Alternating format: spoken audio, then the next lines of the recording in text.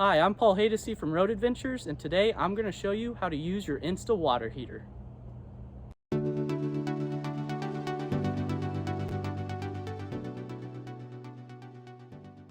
Your Insta water control panel is located in your bathroom. To turn on your Insta water heater control panel, all you have to do is hit the red power button in the bottom left.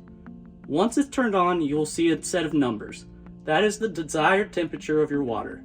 If you hit the up arrow or down arrow, it will adjust the temperature.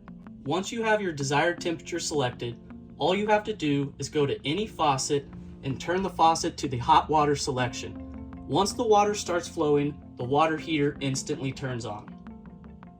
Thanks for watching. To check out more how-to videos, visit our YouTube page or go to roadadventures.com and start planning your next Great American Getaway.